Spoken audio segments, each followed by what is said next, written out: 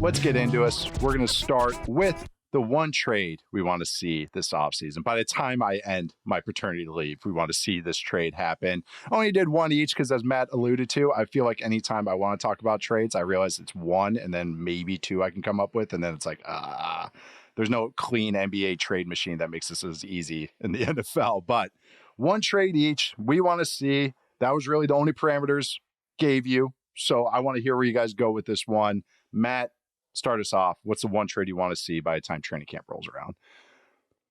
I want to see Trey Hendrickson get traded because I don't think he is going to get paid by the Cincinnati Bengals. It just seems like there's a little bit of, and look, by the time that Nate's back from paternity leave, maybe he's on a big fat contract extension and all this is nothing. But right now, last time Hendrickson talked publicly, it sounded like they'd reached kind of like a point of no return unless they're just going to slide the big fat check across the table, which always will mend offenses. But I don't know. I'm skeptical that happens. So I'd like to see him get traded. And of course, he's got to go to a contender. This probably wouldn't happen because it's within the same conference, but I'd like to see him get traded to the Los Angeles Chargers because the Chargers really didn't do a lot of like veteran needle moving type acquisitions in the offseason. They're sitting on just over $26 million in cap space right now. So they've got enough to fit the first year of a big pass rusher contract extension on their current books. And again, the Chargers had a lot of needs coming into the offseason, and one of them was to get more explosive on offense, which I think they certainly accomplished in the draft with Amari Hampton in the first round. And then they went ahead and they took Trey Harris in the second round, which is a pick I like. I think he'll compete for some playing time in that wide receiver room. They do have some questions along the interior offensive line. That's still outstanding. But the other big need that I don't think they really satisfied this year was getting more juice in terms of their pass rush. They brought back Khalil Mack. That's nice. He had a pretty good season for them last year, but they did wave goodbye to Joey Bosa, and I don't think they have someone just waiting in the wings there that can fill that. So I do think that's a trade I'd like to see. Whether it's going to happen or not, I don't have like all the little compensation notes for you, but I'd love to see that one get done. No, I like that. I think Hendrickson, just something happening with Hendrickson is what I want to see. I don't even know, a team re-signing something. This just feels like it's just going on way too long. Yeah, the Chargers are an interesting one because, like you said, they have room. No longer having Bosa. The Bills was the team that actually came to mind for me, who signed Joey Bosa, who's now injured and then they have suspensions, all that good stuff with all the additions the Bills added. The Chargers is a good one though. They have Tua Tagovailoa. God, this is going to be a long show for me if this is how I'm starting out. But I do think he has some juice. But Hendrickson and Khalil Mack is like perfect as far as like synergizing two edge players. It's same discussion as the 49ers with Bosa and why I like the Michael Williams thing. Really more, Khalil Mack is just a badass on rundowns, really good against the run, still a good sack guy, get after the passer, but then you get a guy that's a true, more finesse guy, and Hendrickson that get after the passer. That's the perfect little pairing. So I really like this one. I'm not, really wasn't even came to mind maybe for Hendrickson. I've been kind of just even kicking around some of the teams that have cap space. But Charles, any thoughts on this one? Yeah, it makes a lot of sense. It's funny because the Chargers, like, you're in a spot where you probably need a lot of help if you're actually going to go out there and compete for the AFC title, but your quarterback is so good that it's going to be difficult to add the help that you need. So I think getting someone that already has NFL pedigree, like Trey Hendrickson, he's only 30, so you can still get a couple more years out of him maybe before he hits the wall. I think it's going to be important because you decide to bring Khalil Mack back, which was a good move, but obviously, he didn't have like the season that he had the year before, where he led, or I don't know if he led the league in sacks, but he did have like that 6-sack game and one of the better passes. He had a lot. He did have a lot that year. He's kind of at the point where this is going to be season 12 for him. Probably helps to just add someone just to make sure that in case he hits the wall, you still have a good pass rush. Because if Khalil Mack, if he plays like someone who's been in the NFL and has been slamming his body against the wall for 12 years, as would be his right as an American, if he plays like that this season, they're probably in a pretty bad spot pass rush-wise on defense. So I think this makes a lot of good sense to add him to their roster. Yeah, I like some of the stuff they have in the defense, and they're really well designed and everything, but they need aces. They need guys that, okay, none of the design matters, none of the cool stuff, the creeper pressures and all that stuff that we're bringing, simulated. Doesn't matter, just a guy on third down that can line up and win.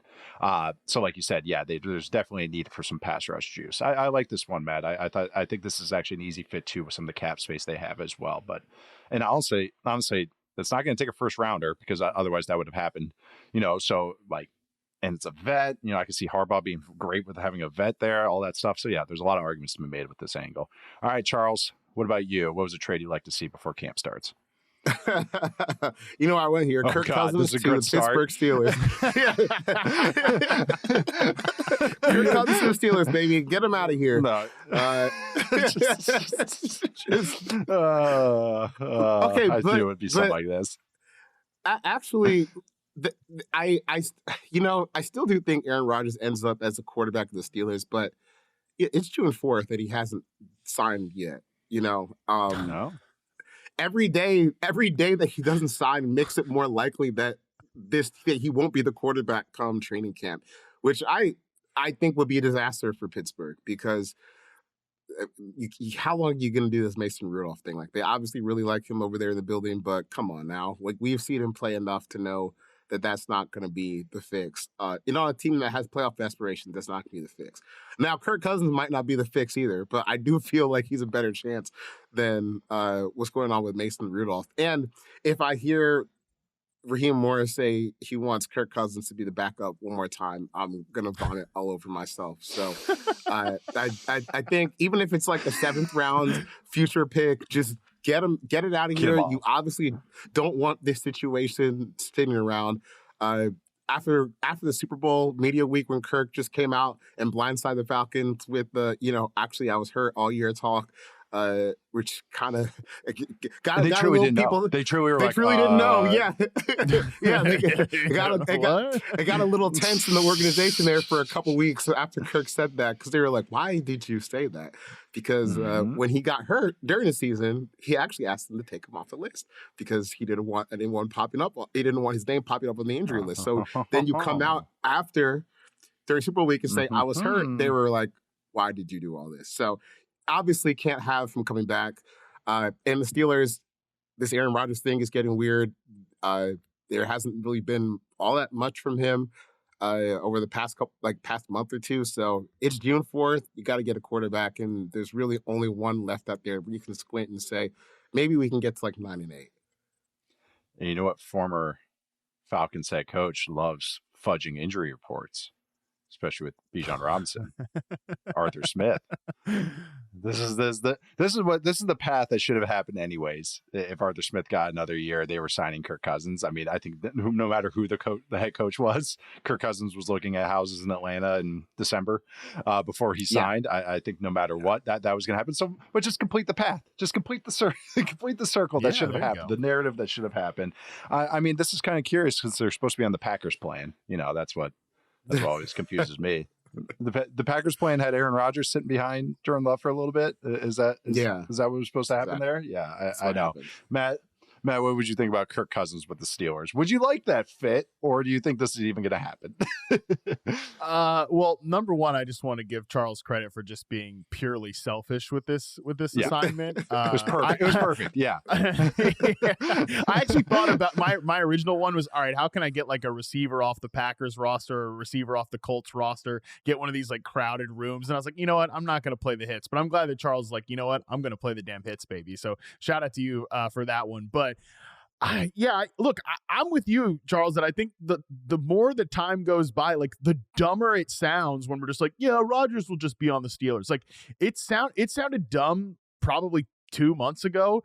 Here in June, it sounds like you're making a bad joke because it's just like we're talking about this guy as if like, oh yeah, when he signs with the team, and he hasn't signed with the team. Like when is the deadline? Like the last thing that we heard about it was, oh, he hasn't given them any. I think this was Pelissero from NFL Network said this, like, yeah, he's given them no indication as of like a couple weeks ago that he is coming. So yeah, I think it's way past time that they come up with an alternative here. And I don't know how good of an alternative Kirk Cousins is, but it is an alternative. So if I was making decisions in Pittsburgh, I would have moved on from this like Rodgers fever dream a long time ago, because I'm not even sure that the ceiling, like how big of the gap is the ceiling and floor between Rodgers and Cousins. I'm really not even sure at this point. So yeah, I whether it's going to happen or not, I would probably explore it, because I'd be over the Rodgers thing if I was them.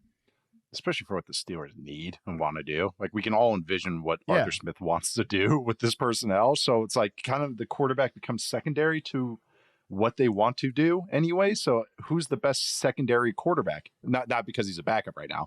Kirk Cousins. He's the best kind of like auxiliary guy to just operate this system.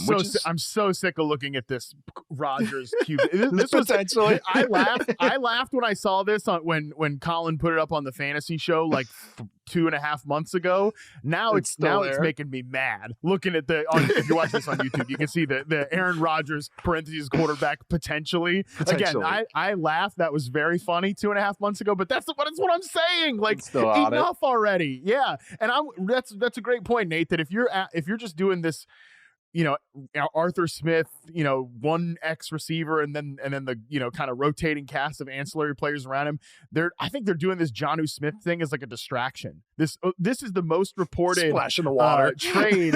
Yeah, this is the most reported. Like Schefter tweeting out yesterday. I'm sorry, I'm ranting about this, but Schefter tweeting yesterday. Great. Ooh, big shift. Like the Jonnu trade is back on. Nobody gives about the Jonnu trade. Like, enough.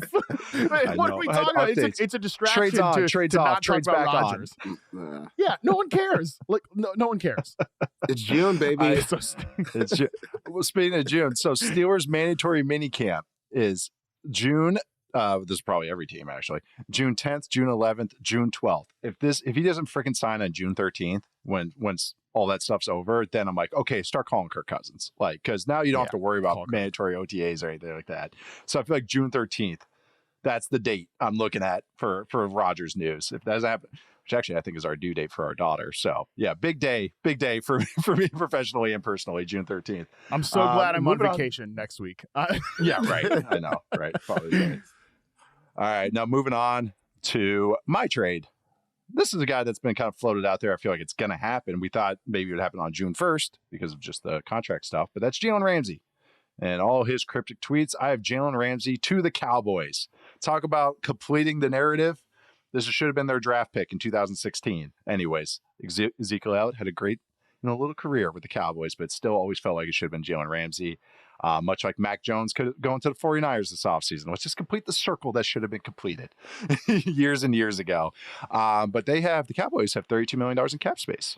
So they can afford the $20 million cap hit that Jalen Ramsey will have, which probably limits his suitors because that is expensive. And now that's what his contract is. But I think Ramsey's going to age well. So that's why I don't think, trading for a 30-year-old DB is always like, I think he ages well because I think he can play corner, he can play the slot, and I think he'll transition to safety as his career goes along. I think he's on that Charles Woodson career arc. But the guys they have right now, Deron Bland, who I think is best in the slot, can play outside, but now they have two options there. Dennis Allen does a lot with the slot guys.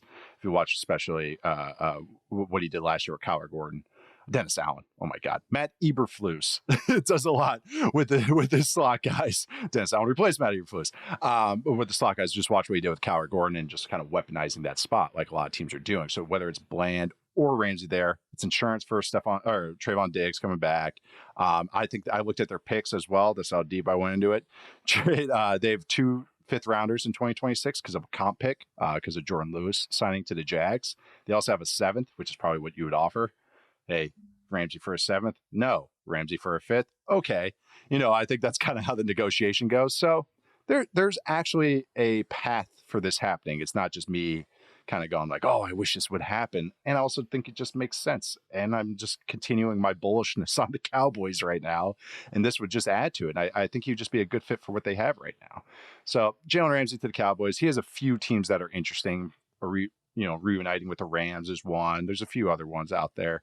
But yeah, Ramsey, Cowboys, complete it. Should have happened 10 years ago, which just might as well happen now. Matt, any thoughts on 10 years ago. Jesus. 9, whatever. Yeah. 2016 draft, man. Yeah.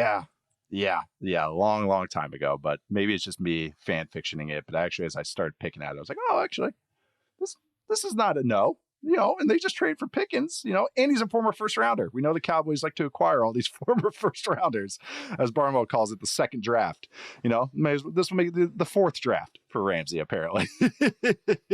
No, yeah, I like it. It's the one suggestion I've heard from him that's not like a team or a coach that he's played for previously, because I know there's like some Panthers fans that want them to get in the mix because Evero has ties to the Rams. Raheem Morris and the Falcons. That's been rumored, but yeah, this one makes sense, of course. And Trayvon Diggs, he's not like rehabbing with the team, and I guess he's in danger of forfeiting $500,000 because of that, which.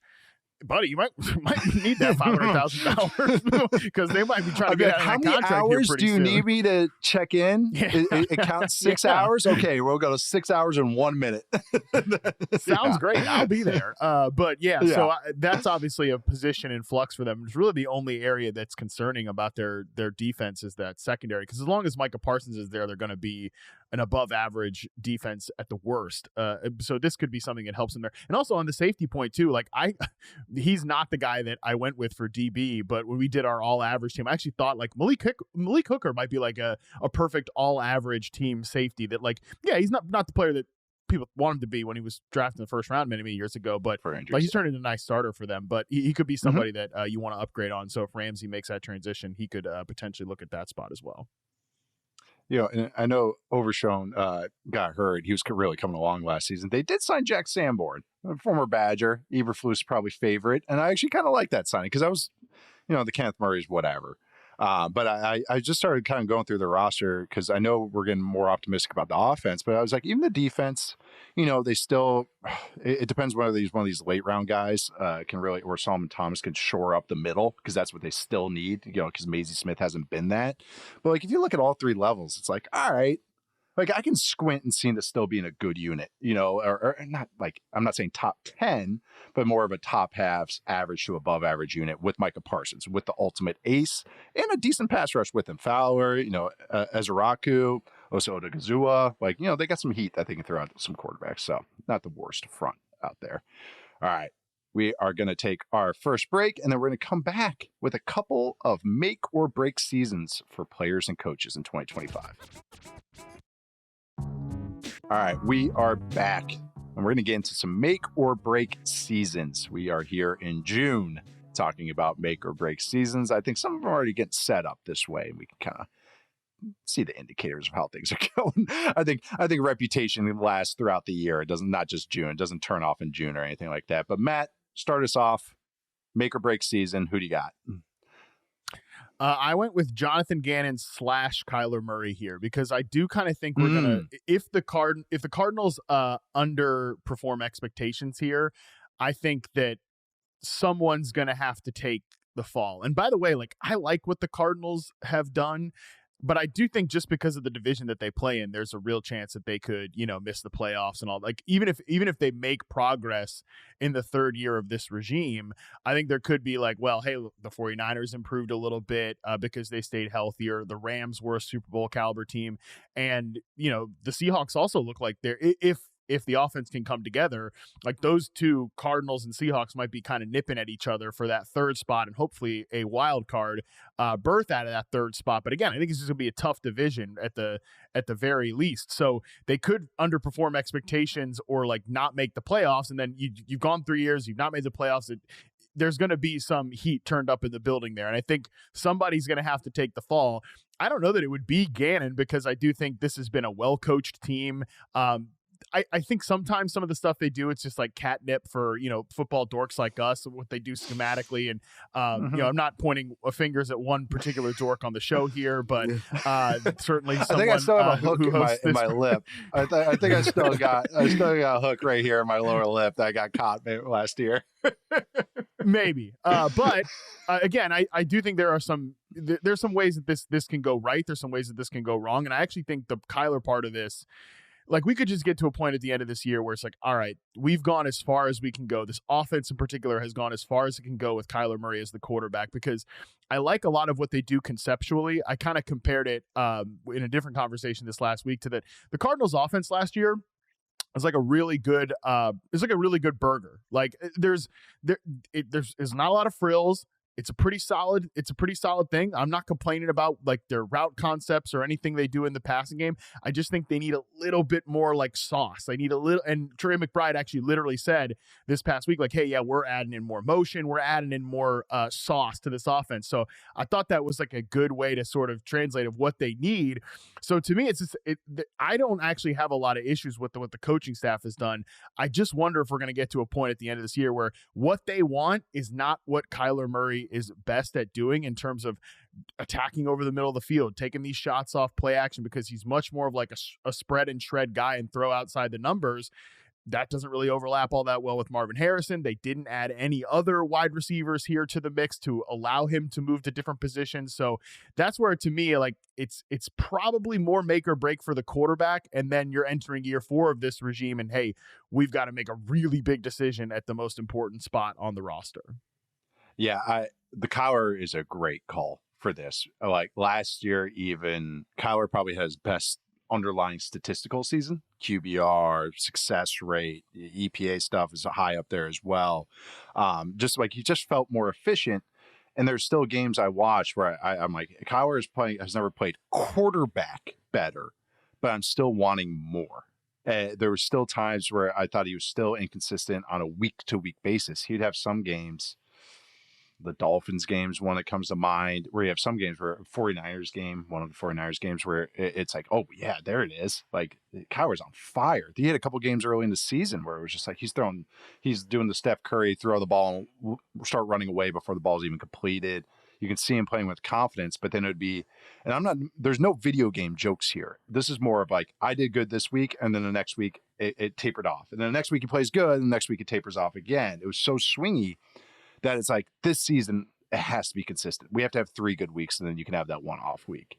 And this is year 3 in the system, year 2.5, I should say, in the system, because he was hurt the first year. And really just, I really liked a lot of the growth he showed. At the same time, I'm with you, Matt, where there were some frustrations from me, where I'm like, well, Kyler, yeah, like there's better options there. Or Kyler, you could have gone with this there. Again, there's growth. It's still just not complete. So I'm with you. It's make or break. It's not a totally tradable contract next year. Like there's no trade clause and everything, but there is no trade. There is no trade clause. And also just you can split it with after the post June 1st and everything. So it is fungible to trade off of this. It'd be even easier after the year after that, year 4 or his 30-year-old season. But Charles, where are you at with Kyler? I don't feel like you and I have ever like really talked about Kyler. But like, where are you at with him? He's at the point where I would probably just keep kicking the can down the road and just stick with him until I had a fully better option. Because I agree with the assessment. It's like, man, you would like to see maybe a little bit more at this point, but if we get rid of him, like that could be the end of everything, right? It could just be all over. Like we're all getting fired because it's hard to find an upgrade at that point. So I think it's okay to just kind of come to the realization like this is who he is. I mean, this is going to be year 6, I think, of him as a starting quarterback in the NFL. Year 7 coming up. Year 7. Yep. So, I mean, if this is what he is, I think it's okay because it's still good enough, I think, to win a Super Bowl if all the pieces are right around him.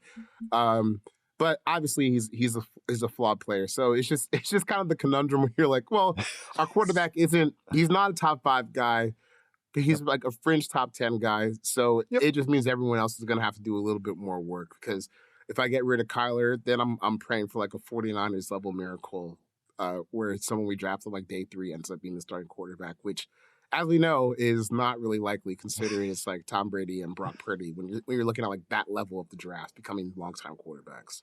Right. It's hard to. He is right at that tier. We did the all average team. Like Kyler's the step above that. But that's so hard to find a guy, like it's, we were talking about Kirk Cousins or Aaron Rodgers. That's kind of like, pick your one Achilles poison, but where this one, it's like Kyler actually wins you some games. He'll lose you a game, but he wins games. Like he can create, he can throw the deep ball. And maybe I just want to see more Kyler Murray to Trey McBride. So maybe I'm just selfish with that because they have great chemistry. But yeah, it's an interesting discussion because it's like I'm happy with a lot of the stuff Kyler's doing. He's taking sacks at a lower rate than he ever has. His pressure to sack is lower than it ever has. That's signs that's good quarterback play. The efficiency when he's throwing is better. Like he had just throws. So if you're taking out scrambles, he had a 51.3% success rate last year on just throws. Highest of his career. It's highest. He's never broken. He's had 50 a couple times, but never that well. So yeah, there's just a lot of good signs here. It's not scrambling as much, which showing that he's being a quarterback. But again, there's just a little bit wanting more. So of course, I'm interested in the Cardinals this year. So I thought this was a really good one, Matt. Charles, let's get to you. What was your first make or break season? I went with Panthers quarterback Bryce Young. That's a good one too. Because I just the discourse by the end of the season last year was in a really interesting place where, to me, it felt like when he started off, he was so just unbelievably bad that any sort of progress, which we did see progress last year. We saw, obviously he's not the same player that he was week one or that he was as a rookie. It just felt like people wanted to vault him into a sphere that he's not in yet, just because it didn't look as bad as it was. This is gonna sound mean, and I don't intend it to be mean. I just don't really know another way to describe it. It's like there were discourse training wheels when it came to Bryce Young. It's like, oh, well, he's not that anymore, so that must mean he's good. Which is, I still think there's more leaps to take between not being quite literally one of the worst quarterbacks I've ever seen take an NFL field in my whole life. It was that bad, Jimmy Clausen level bad when he first got started. Now he's just fringe startable. I thought last year is how it ended last year, and obviously you want to see another leap. But I just felt like Bryce Young makes sense for me for this list because this is probably going to give everyone a chance to be more honest about what his play has been, whether it's good or whether it's bad. Only because I don't expect him to start as bad as he did last year. And I can understand why, if you're a Bryce Young fan, anything that wasn't that probably makes you feel like you're correct about him, but there's still ways to go. And when you're talking about a guy that you traded up for, and we know what the picks that the Panthers traded for Bryce Young have become, Jalen Carter plus Caleb Williams and a couple other picks, you kind of want this to turn into something that's still a little bit more efficient than it was last year. And I do think there's a chance for this to happen because we did see at the end of last year, one, the offensive line was good, the run game was good, and Dave Canales had some really good games as a play caller. The second game against Atlanta, I thought was just a brilliant game from Dave, and now you have a potentially a real number one wide receiver on the outside with Tevin McMillan. So there's a chance for him to improve, but I still just want to see him do it because I thought the discourse got a little strange towards the end of last season. Yeah, I'm feeling much better about Bryce and really just that whole Panthers offense. I just watched a few of the end-season games. I'm pretty bullish on that whole entire offense, the O-line, the receivers, the run game. It's pretty sweet. I even like Tommy Tremble, I'm looking at that receiver room, not just this year, in the future. And you got Coker, Leggett, and McMillan. Even if Leggett just turns into a horizontal glorified gadget guy, I think a Coker, McMillan 1-2, that's a lot of beef. That's a lot of size that can just snag the football. I'm all about it. I tagged you in that play, Matt, because you keep saying Coker can win on the outside. I am telling you guys, Coker can win on the outside, and he can. The thing with Bryce, and this is what I keep coming back to, and I know trade, size, all speed, and I'm always going to say this stuff. Bryce Young has to be absolutely perfect with every decision to be successful. He gets no leeway, and just because of how he has to win. The ball has to get out early. He has to understand where his pressures are. He has to understand when to throw a check down. He has to understand when he turns on the creation button. He can make a guy miss in space, and he can get out of the pocket. You just don't want him to live that way just because of physics, especially when you're going against NFL caliber defenders. It doesn't take a lot of big hits, which I will give him credit for. But the thing is, I really like Bryce when I watch him, and and we're just talking about this with Kyler, the quarterback stuff, the pre-snap stuff is really good. He's really good with protections. Joe Gilbert, the offensive line coach, I'm sure has helped. But man, and this is what I heard about Bryce Young since college. Bill O'Brien raved about this, that he was the best. This was the line I heard from 7 different scouts, and I was started rolling my eyes after a while. Bryce Young is the best has the best handle of offensive football of any quarterback that Bill O'Brien's been around other than Tom Brady. And that was the thing. I was like, oh, that's pretty cool to hear. Can he grow 4 inches? Like that was kind of where I came back to. I was like, well, let's get to that point. But that's how he has to win. I watched him. He did get a lot better. It is getting a lot calmer. I think Canales did a great job working with him and going like, you're good at these throws. Let's do these throws. And he's willing to rip some throws when he's feeling confident in it. And we're seeing more confidence. So it's like, I'm with you, Charles, where I'm bullish on it and there was improvement, but I also want to be realistic of what that cap is to it and what it actually is. So I think this is a good one. I think it just has to be a full season of this.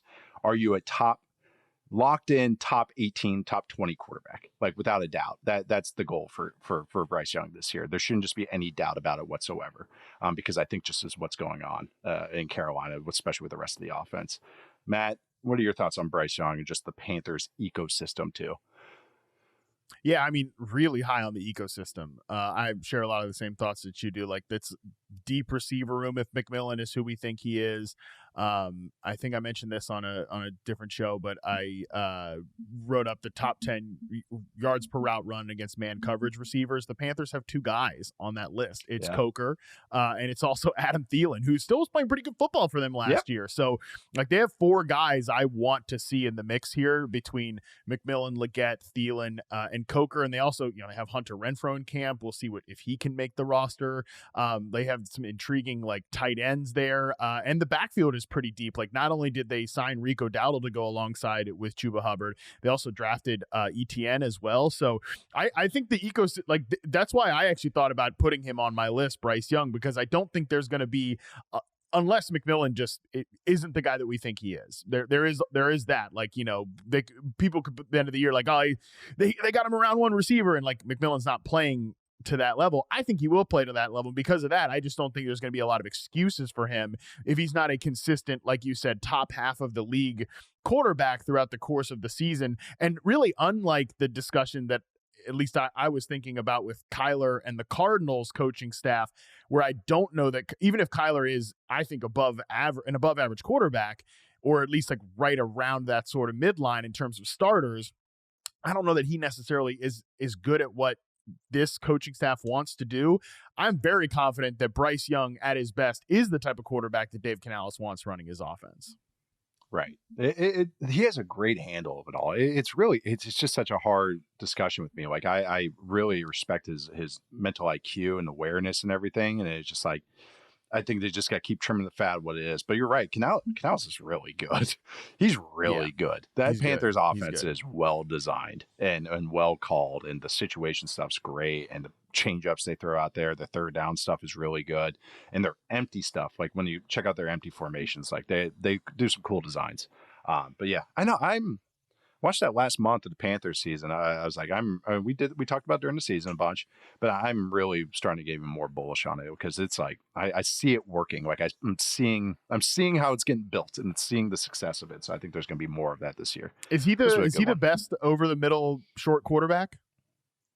Like in the NFL, Bryce Young? I think he might be. I think he might be. Like in terms of working over the middle of the field. Yeah. If we go sub 6'2", yeah, I think I think he is. Because Kyler's not, Russ isn't, Jalen. Well, Jalen's still we'll got more girth and stuff, but yeah, he's not either. So yeah, Caleb doesn't throw over the middle either. So yeah, no, I like that one. Good point. He's the best in quick game for short quarterbacks too. Yeah, he definitely is. Caleb's good too, but he's definitely one of the best quick game throwers as well. All right, yeah. Panthers bullishness. All right, I'm going to go on to my first one. And this is just a team that I feel like has just nagged me throughout my media career. That's the Colts. I just said the Colts. Faces of the Colts franchise. Anthony Richardson, Shane Steichen, Chris Ballard. I can't say, it's Jim Irsay passed. But these guys, I think this big three, the true faces of a team, it's all on them this year. This is all their bets. This is all the bet that they made. This is, Anthony Richardson was a bet on Shane Steichen's development for quarterback development. All right, well, year 3 is where we're supposed to see that growth, in which if they just chilled out last year, they probably could have maybe felt a little bit better about it because that's how long Anthony Richardson was going to take to show some growth. But I just really, this is on him. They signed Daniel Jones, for to compete with Richardson. Okay, let's see how that unfolds. It's supposed to spark a fire under Richardson. Okay, we'll see. Are you guys going to really start Daniel Jones in the year 2025? All right. They draft Riley Leonard though, so that's pretty fun. Shane Steichen, again, really, I can never get over, I love some of the run game stuff, love some of the RPO stuff. I love the philosophy of attacking downfield. He has a lot of Norv Turner to his offense that I really, really dig. At the very same time, in the same sense, I'll say this, it can look very sloppy. It can look very uncoached. Just the lack of details that can show up throughout the game. And I'm not even just talking about Jonathan Taylor dropping the ball at the 1 yard line. Or Anthony Richardson dropping at least one snap that causes a fumble every single game. Just all the operation stuff too. So, and I still respect Steichen. I still respect some of the design stuff, but it's all right, you're 3. I know you have a young team, young offense. All right, here. This is where we should feel good about you. I thought we were going to feel good about them last year. And that late bye week, I'm still going to blame. Still just did not feel that optimism I felt the first year with Gardner freaking Minshew running the show. So, and then on top of that, Chris Ballard, who's been there forever, near a decade, and just really it keeps betting on his guys and his ways of doing things. They changed the defensive coordinator as well, to Lou Anarumo. So they're doing a lot of things that's all right, this is your last dance. Let's see it. Let's see it work. Let's see you guys get out there and actually do some stuff that you can build off of, as opposed to just ideas and theory and stuff we're reaching for that gets me excited in April. But then by the time November rolls around, I'm like, what was I thinking? But yeah, faces of the Colts, make or break season. Or get off the pot, all 3 of you guys. That's how I look at the Colts right now. It's all right, stop doing this to me. Let's actually get some stuff that you guys can build off of, as opposed to just flashes as a franchise. The Colts. That's where I'm at. Any thoughts on the Colts right now? I know, Matt, you're really pulling out your hair trying to figure out who's going to get some touches. But Charles, what do you think about the Colts right now? I mean, everything you just said is spot on. I mean, it's just enough for this teem. Do something already. Just do something already. I don't know. There's always an idea. Yeah. And after a while, it gets just kind of boring with the how they're just run to a wall. They're not playing up to their potential. And then you see something like the Jets game last year where it all comes together. You're like, ugh, it's interesting. And then they go to Denver and they have 2 of the dumbest turnovers that you'll see, where Jonathan Taylor drops the ball for most of the game. And yes. Yeah. They somehow lost. I think it was like almost a 20-point loss where the other team averaged less than 4 yards per play. You really have to be shooting yourself in the foot to make something like that happen. So just no more of it. I maybe things will change now that Jim Irsay has passed on, but this Chris Ballard thing. When did he get here? He was the GM when Andrew Luck here was he the GM that drafted Andrew Luck? No. That was he replaced that guy. That was great. Ryan 2017. Grigson, yes. Who's the Viking shadow GM? The 2017 was his first year as the GM. Yeah, that makes sense. So this is almost 10 years of this. Come on now, do something. I know. It's my only Colts take. And even just, I know. And it's and again, they have a lot of guys, and people have made jokes about this. I think Shil Kapadia used to make jokes about this, but it's a lot of guys that maybe Robert made fun of me. Someone used to make fun of me about this. It's a lot of guys I like. Nate Tice likes. A lot of these B players that I'm like, oh yeah, I like him, but that's not a good thing. The blocking receivers and the quirky tight ends and everything. It's no, I want the true needle mover aces. Even just their receiver room is just a bunch of guys that oh yeah, I like that guy. But it's are any of you guys actual aces? True needle movers, or are you just interesting role players that I just like, that are quirky or anything like that? So it's the whole team. It's the whole team's full of that. So I want to see something more out of you, the Colts. Really just the AFC South in general. Let's see more out of all of you guys. Let's eat some Wheaties this offseason. All right, we are going to take our last break, and then we'll come back with a few more make or break seasons. Matt, next one, make or break season. What do you got for us? Yeah, honestly, a lot of what you just said about the Colts, I feel the same way about the Pittsburgh Steelers. And so I'm going to say this is a make or break season for Mike Tomlin. Do I think he's about to get fired this next offseason? Not necessarily, but like this. enough of this already. Like that, the same thing that you said about the Colts. I feel the exact same way about the Steelers. And honestly, I felt the exact same way. I was looking this up in prep for the show. I wrote like a post-mortem on the wild card for every round of the playoffs, but back in the wild card, because that's when they always lose if they make the playoffs. So I wrote the Steelers up, and I basically like I feel the exact same way as I felt then now. And it's just like lackluster double-digit one-and-done playoff losses. Like that's the standard in Pittsburgh at this point. If they can squeak into the playoffs, on the back of like a team that nobody really believes in. And I'm not saying this is like all Tomlin's fault. In fact, I think we would all agree that he certainly coaches around some of the holes on this roster, but I think he doesn't get enough flack for the holes on the roster. Like the guy has a lot of power within the building. He has been there forever. And I'm just at this point, like unconvinced that I'm not even just unconvinced that the roster looks like a team that is not going to change the trajectory. I think this team could look worse. And look, we end up saying that, every few seasons, and then it doesn't happen. Like they just have the same old season. They make the playoffs as the final AFC team, and then they get smoked in the first round by a real contender.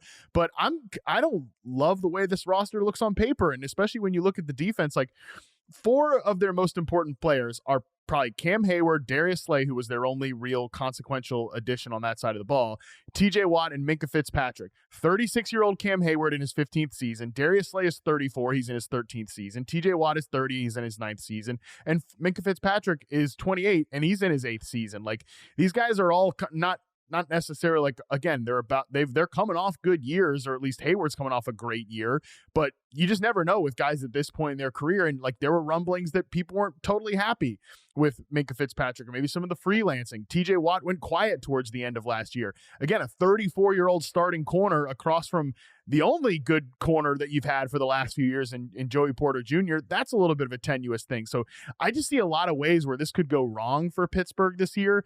And at some point, especially if this is, they're Mason Rudolph and Kirk Cousins and whatever is left of Aaron Rodgers, I just see a lot of ways that this could go wrong. And I think at some point, if this is maybe a 6-win team or something like that, and which, by the way, I think this roster could be a 6-win team. It does not look that good.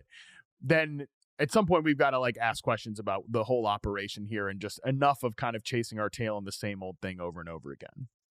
Oh man, when they're 7-2 before they finish 10-7, you're gonna be eating crow, buddy. Yeah, great. I mean, what you do? It's the same thing every year. I cannot believe that this team employed Matt Canada as long as it did. Like I'm not saying that's disqualifying for Mike Tomlin's entire coaching career, but just like, I'm not saying that Kenny Pickett was going to be a good quarterback. But we'll really never know, because that's how he started his career. Like, we'll really know. I mean, we kind of know, but we'll really never know for sure. He's had some interesting names at offensive coordinator over the years. Like, he really has. I'm just trying to think who was the guy that became Todd Haley was one of his coordinators for a while. Shoot, bring those years back at this point. Right. Yeah, right. Those look like the glory years. I was there at Pitt, and Pitt and the Steelers share the same building. It's like a duplex, and they share the same 4 practice fields. So you would have to walk by the Steelers practices to get to the Pitt practices. And Tomlin was also our best recruiter, because he'd like talk crap to like recruits. It'd be awesome. And we'd be walking through, and I remember they're like, "Hey, you guys can watch minicamp, like OTAs and stuff." I was like, "Oh, sweet," the stuff that Rodgers should be at right now. And I'd sit there and I'd listen to the quarterbacks, and they just be going over their no huddle stuff, like Big Ben won. That's when Big Ben was getting all the control of the offense, and like Charlie Batch was on the roster as well. And they're going over what their heart count is, like fake count. And a lot of teams over the years will use like a freeze, like freeze or water, like hold your water or something like that. All of their Todd Haley and Big Ben, like fake cadence terms, were off of alcohol. like brewski, Coors, all this stuff. And I at the time, I didn't think anything of it. It's just football, whatever. And as I've gotten older, I'm like, yeah, that made a lot more sense. Like, they'd be like brewski, you know, like all that stuff, like Blue Mountains, everything, Corona. Every single one was off of beer. That was to say, hey, chill out, have a beer, you know. But I just thought that was pretty funny. Like that was how they went with their parlance. It's like, got it, you guys. But no, the Steelers. Omar Khan's been there since 2001. Tomlin's been there since what, 05, 06? Man, Yeah, 07. 07. I actually can tell you that off the top of my head because Brad Childress replaced my dad in 06 and then hired Tomlin as DC and they hired him off of that. So 07. So they don't change. You know what I mean? Like that's the thing with the Steelers. It's like something has to change, but they are so Rooney and this is what they do. And that's what it's so I'm with you with the frustration. It's like I respect the hell out of them and how they kind of just do their thing. But also it's just like, well, sometimes you need a little bit of you need a little spice thrown in there. That's not Matt Canada spice, you know, actual like real spice, that innovative and actually not a volatile Arthur personality. Smith spice. I mean, I think Smith is a solid offensive mind. Like I've actually defended him at times when he was in Atlanta, but like that's probably not the answer to all of this. Yeah, the theme of my list is that, well, at least the last two I've named, is just you can't just keep slamming your head against the wall and doing the same things. And I'm really just I'm not interested in giving teams credit for like, oh wow, you managed to pick yourself up out of a disaster that you created. Like that's kind of where I'm at with this team. It can be worse. You're just over the definition of insanity. Yes. All right. And yes, you're right, Charles. It could definitely be way. I would kill for a 9-1 one and done season at this point. Like, man, I made it since 2017. You might get it. This might be the chance. No, it's not. This is not the year. You get everybody on the competition committee in the Falcons building. You get Mike Tomlin, Rich McKay. The entire competition committee isn't going to be in that building over time. Yeah. It's really good when the NFL competition committee guy also oversees the Falcons, or oversees the soccer team in Atlanta too. You know, that's really normal. Really normal. And the stadium that was overrun like by $1 billion and all that stuff. How's the Bears stadium going, by the way? Any updates on that? Seems like they're going through a whole lot. Kevin Warren, though. Kevin Warren, he's stuck with his nose in his sphincter somewhere. No, hey, he gets the kickbacks from the Big Ten still. You know this is a June show. This is how we're talking. He's getting some kickbacks from the Big Ten still. He's still getting paid off of there. I'm going to go with one of my next ones, make or break seasons. And this should not surprise anybody. Yeah, I kind of the same thing with you, Matt, and the last one I just did. Kind of like, all right, faces the franchise. What the hell are you doing? It's the Giants, Dable, Joe Shane. You know, same thing. Make or break season. I don't think I really have to spell this one out.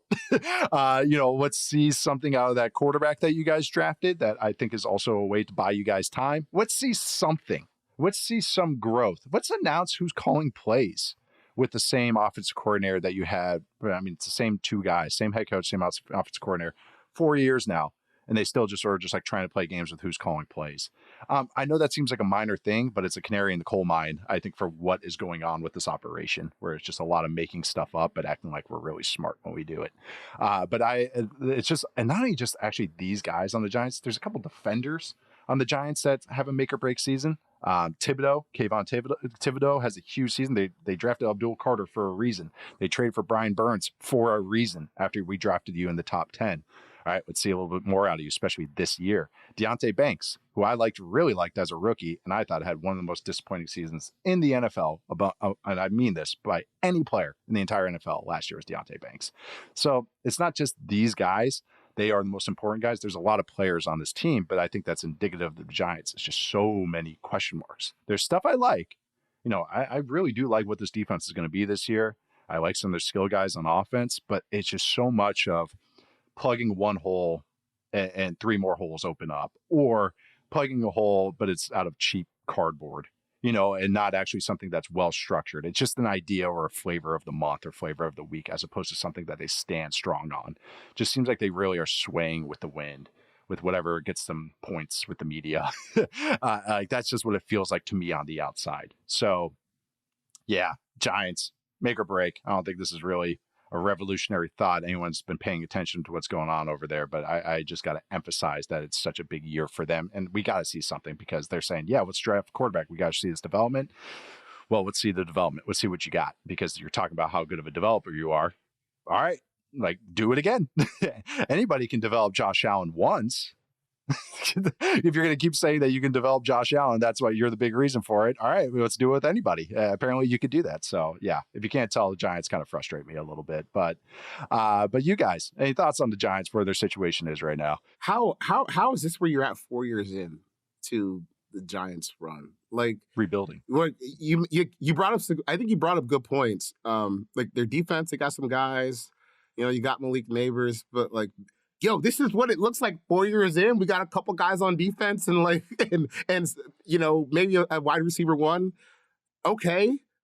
How is this all you've built? I really just can't believe that they all got brought back for another season. Like if I were going to do a make or break for the Giants, it's for John Mara to just act like, have one season where you're acting like Jerry Jones. Just one season where you're just out here telling people what to do. And Steinbrenner. Yes. Be like George Steinbrenner. That's who should be. Be like your grandpa, John. Be like your grandpa. Yeah. Your grandpa was out here bootlegging and working with the mob, and you're too afraid to tell your GM that you want Saquon Barkley back on your team. Stand up for yourself and fire these guys. Because what are you really going to get? What are you going to get out of this season? Oh, we go 3-14, and then next team, they don't want Jackson good division. Dart. Yeah, that's another thing. The division's good now. It's good now. So what? They had the year last year. What this is? Yep. Yeah.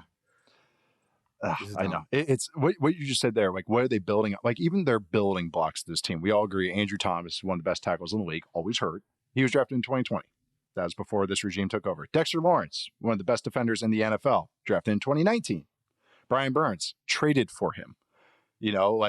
Who have they drafted there? Okay, Neighbors, of course, looks like a star, but top 10 pick. Yeah, but anybody could have drafted Malik Neighbors. Right. Like he went right. He went right when he was supposed to. That. Yeah, I'm with you though. Like they're sort of this talking point of, well, yeah, but their drafts have been good. Like, have they? I mean, yeah. They took Malik Neighbors and could be decent, but. Like, yeah, Theo Johnson looks like he could be a useful tight end. Tyron Tracy had like a nice moment as a running back last year, but they took another running back this year, and they still have Singletary on the roster. It's not even like he's just going to moonwalk into a starting job. Banks has been up and down, like you mentioned. They just lit a 3rd-round pick on fire with Jalen Hyatt, and like Evan Neal's an unplayable guy from their first draft. So I think there's been just as many like big misses as there's been like, congratulations, you took Malik Neighbors. Anybody could have done that. Right. And then usually a good regime, and I get it, it's a coin flip at best, 40-60 on day 2 to even get a tangible player there. But like usually these good regimes have like, oh, this 3rd rounder hit for us.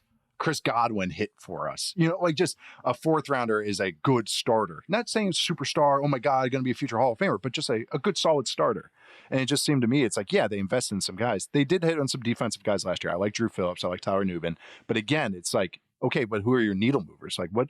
All of your guys are acquired in some other shape, or there was the previous regime outside of the guys, like you said, just Malik Neighbors and stuff. But yeah, and then also just like the whole games they play with. If you can't tell, the like, oh, who's calling plays really annoys me, because it's like, what are you guys, 12? Like, just like, what are you doing? Like, it's just so stupid to me. Like, Mike Kafka is supposed to be really well thought of. And it's like, I don't know, it feels like him and Dable are like, I don't know, he's getting toyed with. I just as me reading the situation and everything. So yeah, let's see something out of you, New York football Giants.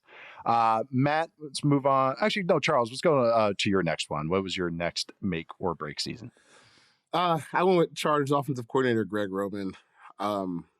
With Greg Roman, it's just, how many times do you have to do this where you get handed the keys to a Lamborghini quarterback, like traits-wise? Kaepernick, obviously not as good as Lamar Jackson or Justin Herbert, but traits-wise, like he was up there. And then we just run out of ideas so fast, or it's not good enough. We're too run heavy, and after a while, I just want. I need the Harbaugh apparatus to let go of this guy, because you guys are good at this. And we saw pretty clearly once Greg Roman left Baltimore, oh, wait, there's more that we can unlock here instead of just, smashing our head into a wall every, first and second down and begging our quarterback to save us on 3rd. And I just think it's been so long since his ideas have become like a revolutionary way of thinking. Back in 2012 when all you needed to run was a read option to just scare defenses into giving up 300 yards on the ground. It was great, but they've caught up now, and I don't think that Greg has. I think the strategy they showed last year shows that he hasn't really caught up either. So, like I understand, like, there's a difference between having an identity and being stubborn about something, and I think he's fallen into stubbornness. Like, when you have the offensive line they did last year, I don't really see how it's conducive to just smash your head into a wall as many times as they did. And I don't really see why it'll be different this year. It should be better this year now that they have Amari and Hampton as their lead running back. But still, as a whole, I don't think that they have the personnel to run the offense that they would ideally love to run. And I know they don't have like the versatility thinking wise to change off of that. So I just need Greg Roman to either figure it out, or they just got to move on to offensive coordinator, because the quarterback's good enough, the running back's good enough. Maybe you have a little more pieces at wide receiver, but as long as you have this style of thinking, I think you're going to have a hard ceiling always. I like what you said too. It's like the defense is caught up to what their kind of like easy buttons were. Like every offense has an easy button, whether it's zone read, RPOs, play action, bootlegs. So everybody has some. And it was just, I mean, you've made the joke 100 times, Charles, but it's just like, first and second down, let's run our head into the wall. All right, 3rd and 8. Go get him, Justin. All right, Lamar, good job, everybody. Good job, everyone. All right, there we go. Hey, Greg Roman, get a raise. But I'm with you. I think his offense stuff is very frustrating. They run sail more than anybody else ever, which is a go ball, a corner, and a flat route. 500 ways to run sail. Like, it's unbelievable. I was trying to think some joke about building boats or something like that, but they are building it. I actually had this kind of, we send these to the producers beforehand, like what we might talk about. And the Chargers, my angle on it was the Chargers offensive line, ... Chargers offense. Same type of things, just ideas. Zion Johnson's got to step up and be more consistent. The interior offensive line's got to be something, but this coaching staff can really help them out if they just stopped acting like they were 2010 Stanford, with future NFL pros on the offensive line, 3 NFL tight ends, a quarterback that can operate they do have a quarterback that can operate all of it, but a run game that we can just get 7 yards a pop without even breaking a sweat on it, and so that's the thing, is like, when you have that, that's the easy button. Hey, we got a great offensive line, run it all over them, just stomp them for 4 or 5 yards, get those cheap yards, take it off the quarterback. Yeah, they get some defenses and there's some good design stuff, but there's just such a lack of creativity as a play caller, not a play designer, play caller too. Just like, well, it's 2nd and long, we got to do this. Well, it's 3rd down, we got to run a screen because we haven't run a screen. It just never feels like they're just like, he's the aggressor. It feels like Greg Roman's very reactionary. Makes sense. He has an offensive line background as an offensive line coach. That actually kind of makes some sense. But he's a guy that I like on my staff. I just don't want him calling plays. I've realized that with Greg Roman. I don't think he is the worst coach in the world. I just think he is unimaginative, not very as a play caller. I just really just think he's very passe and blah and bland. And it works when you have dudes and horses up front. But I don't see the 1990s Cowboys offensive line walking through that door, so I'm right there with you. Even with Baltimore, you had Ronnie Stanley pre-injuries, Marshall Yanda, and the best version of Orlando Brown that we've seen. Like, those 3 guys could maul you, and obviously Lamar Jackson behind it. Anyone can make anyone can make a running game with that. So I just think they gotta figure out a way to be a little bit more creative, because I last year it just wasn't enough. And even if the personnel's better, I just don't trust the ecosystem, from the top down. I don't either. Because Harbaugh's, he gives trust to the coaches to call the plays and stuff, but he's also of the same philosophy. So it's not like so it's not like he's coming in the meetings and going like, we got to get in the gun and do this, or we got to spread it. It's like, no, he's going like, all right, add another tight end, add a converted defensive lineman to on the field. Like, that's bigger, right? Throw more weight at it and that'll fix it. So yeah, it's just, where are the ideas? Where's the injection coming from? I'm right there with you on this one, Charles. Matt, your last make or break season as we start wrapping up the show. What do you got for us?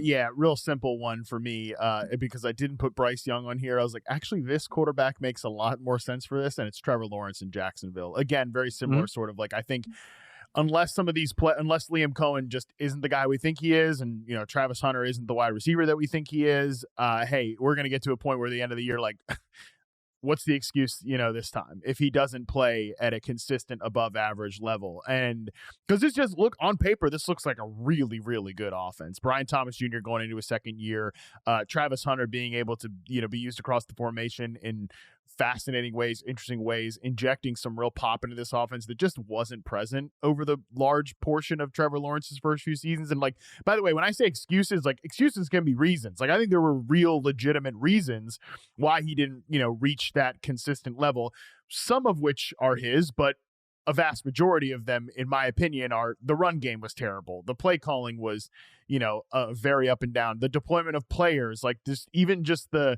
seemingly the relationship between him and both of his head coaches, also very weird. So I think Cohen's going to come in here and clean a lot of that stuff up. Certainly the relationship, definitely the run game, I think will look very different and much more imaginative than it has in past seasons. So like, yeah, if Trevor Lawrence, we get to the end of this year and we're still kind of asking questions about, is he in a consistently above average quarterback? And like, we all agree on that. I think it will be sort of like a make or break moment for him where then some real regret about that contract begins to set in, and they start to think like, all right, what are we doing? What are we doing here in the next 2 years? Is this really the guy we're rocking with? They have so much more team speed. That's gonna. I know that, Evan Ingram could roll and Christian Kirk has some speed too, but that offense started always feeling tight and static and just horizontal, which had the first year of Doug Peterson when when his golf game was probably his worst, it was I thought it was really imaginative with a lot of the horizontal stuff they were doing with Evan Ingram and everything. You can tell it's June, guys. I'm just throwing out every jab and punch I can throw out before I go away. But I do think the speed and everything that they've added, like even just adding Tootin in the backfield, like it's an improvement just by having eyes. There's so much. The offensive designs in the run game were so unsound last year. Some of it they got away with because it was well timed, or maybe they threw an RPO on to add to it. But there's so many times that they were running into a loaded box where it was dead on arrival, or they had a guy going the wrong way. So just competency in the run game. It doesn't have to be a top 10 run game. It doesn't have to be top 5. But I think just because of how the Bucs were run, and Liam Cohen's background, even though he's a passing game guy, just because he's a McVay guy as well, and they know to help out with the run game, that I think it's just gonna be fine, which is a huge improvement. That the crap to not crap tier, that's where I think the run game's going. Just because I just think they'll be able to get those easy yards. They're just the 4 or 5 yard gains. It doesn't all have to be home runs. But yeah, I wish they had one more offensive lineman, and I'd feel so much better. That's it. Just one more dude, and I'd be feeling good. It's just that I feel like they're one guy short up there just to be tangible. But I'm with you. I've always been a Trevor advocate, and a guy, and we'll see that in the top 10 quarterback show. Hint, hint, spoilers. But with people weren't listening to that before. They're listening to it now. That was the first ranking show we did a few weeks ago, and now I've looked back and I'm like, man, I should put a little bit more thought into that. But anyways, I already regret at least one thing. There's so much I regret with those shows. We'll see. Yeah, I don't stand by any of that. The other minor thing, this is very, I'm with you on this one, Matt. I'm with you. I've always been someone that's like, no, Trevor's this, but sometimes you just got to overcome those excuses and be a dude. And I thought Trevor has done that at times in the past, but it's like, all right, but you can't have those picks in the red zone consistently. The dude, he just sometimes has those brain dead plays, and you could see afterwards he like looks at his hands like, I don't know what I just did there. Like he blacks out in a bad way. So I do like some of the minor additions they've made. They actually just signed Dennis Gardeck on defense, who I'm a fan of from the Cardinals defense. But on offense, Brent Strange, it looks like a good player. Maybe I was a little low on him, more studying him. I really do think he's a good tight end. Might be a fantasy wise a little sneaky one I'm looking at. But signing other guys, Hunter Long, Johnny Munt, Quentin Morris, beef at tight end. It shows to me that they know what they want to be, or at least help out help out with this whole offense. They didn't sign another receiving only tight end, and I kind of like little indicators like that of what they think they need. Just would have liked one more lineman, but yeah, I thought that was a good one. I'm going to go with my last make or break one before we wrap the show up. I liked a lot of the ones you guys have. Jordan Davis was another one I almost threw in here. But I'm going to go with a team that I just have a big question mark overall because I want to know what they are. And I don't even know if I want to know how competitive they think they are this season. That's Mike McDaniel and the Dolphins. Just what are you guys like? And I just keep asking this every time we talk about the Dolphins because they have stuff I like and they have so much I don't like. And I thought the offense hit a rut last year. Yes, they had injuries and Tua got hurt, all that. But I thought I was really uninspired. I had the Dolphins as a top 10 offense going into the season because I'm like, they're going to show something to me. They're going to do something that's going to get me going like, oh, I didn't even think about that. And it just felt like it was more of the same. And it felt like almost like a white flag kind of season a little bit on offense. And so I just want to maybe see some spark again. But I don't know what they think of themselves. So like, are they going to be inspired to have that spark? Or are they just kind of going, yeah, we're just getting through this year and hopefully we're healthy. So just want to see a little bit of that with McDaniel, just this offense. I want to see that next step when they get slapped in the face, they get punched in the face. Like, all right, can we be tough? Can we win in short yardage? They've been terrible in short yardage since McDaniel's gone there. It's part of the design of the offense and the philosophy, but can we just make that weakness into averageness? Can we not have a drop off if the weather goes cold? Just answer some of these questions. It doesn't have to be the great show on turf offense again. It just no drop offs that always seem to happen with this Dolphins team in some part of the season. And but Mike McDaniel, I think just the whole offense, the whole team kind of make or break. Like, what are you guys right now? But yeah, Dolphins, big curiosity. Charles, what do you feel about the Dolphins right now? They're not good enough, obviously, to dethrone Buffalo, but I still think 2 through 4 in the AFC East is wide open right now when you look at where each of those other 3 teams are, because there is like if they can block it up, and that's such a huge if. Like there is room for the Dolphins to have a good season on offense. I like the defense will probably be tough this year just because their DB room is so depleted right now. Especially after, whenever this Jalen Ramsey to whoever gets pushed through. But there's also just so much, you have the uncertainty of the unknown, I guess, with the Dolphins because they have so many spots on their roster that are question marks right now.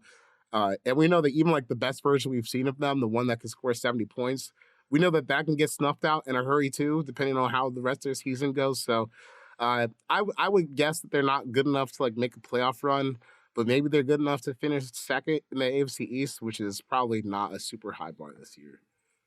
They currently right now on BetMGM have this 8.5 wins as their win total. The other teams that are at 8.5, God, it's like the football 301 teams. Arizona Cardinals, Chicago Bears, Dolphins, Vikings, Patriots, Steelers, Seahawks. Would you put them at the bottom of that? Like they have the same win total as the Patriots. And I know the Patriots will improve, play a weak schedule. You feel about right? Yeah, I know. And feels weird to say that, right? Yeah. Well, the thing is, they all, like the Patriots, Dolphins, and Jets have to play each other. And it's like, right. All of you guys could lose or win against each other at any time. Would you, right now, or maybe this is the question I want to say, Dolphins or Steelers to win more games? Matt? Oh, God. Steelers. Charles? I would go Dolphins just because the division's easier. But, even the Steelers, they're good. They're good for beating the Bengals, Or the Ravens. I think the Steelers have a pretty condensed range where... they're going to high floor. We know what they're going to do. Places the floor. Yeah, it's going to be somewhere between 10 and 7. That's it. Whereas the Dolphins, I think, I could see them getting to 10, and in the right situation, maybe 11 wins. But I also think the floor is a lot lower than Pittsburgh. And right. I feel like I'm trending more towards the floor outcome for them than the latter. And they're behaving like a team that feels like they're heading for a reset. But like, are these guys going to be the ones that are doing the resetting? I don't really know. They just feel like a very bizarre team now. That's really, and maybe when I say make or break, it's more of like a question mark. Well, I don't know why I said that like that. Yeah. It's more like a question mark where I'm just like, is this make or break for you guys? Or are you guys on a different timeline than we think you guys are at? Like, is this actually, is the owner going to go like, yep, Serena Williams, I think, is a co-owner, a minority owner as well. Are they going to go like, yep, like, get them off or anything like that? But I don't know. I just don't know what heat they're under. Like, is this just us thinking this and maybe they just have a different timeline? I just never know with the Dolphins. So I had to throw that out there. But yeah, I'm curious what you guys think. Throw it in the comments on YouTube. Who's going to win more games, Dolphins or Steelers? There we go. There we go. Get some fan interaction here. But we're closing it out today. I'm closing it out before I hit paternity leave. I can't even say that because I think it's so weird. But we'll be back next Wednesday starting our ranking series, top 10 positions, and some other things that we threw out there. We got coaches in there. Like I said, some media items that I did with Mina Kimes and a whole bunch of other stuff. It was a very fun month of shows coming out there. And like I said before, Charles and Matt will hold the fort down for any news that breaks over the next 2 months until training camp. I'm Nate Tice. You can find me at Nate_Tice. That is Charles McDonald. You can find him at 4Verts, and that is Matt Harmon. You can find him at Matt Harmon_BYB or Matt Harmon. Also, send those mailbag questions. These guys might want to read them. These guys might want to see them over the next couple months, answer some of your questions. Send them on into football301mailbag at yahoosports.com or leave us that 5-star review on Apple Podcasts with the question, and we will get to it. Subscribe to us, follow us, rate us, like I said, 5 stars, or watch us on YouTube and watch us on YouTube on the Yahoo Sports YouTube channel. Thanks to everyone behind the scenes. Thank you all for listening. See you guys next time.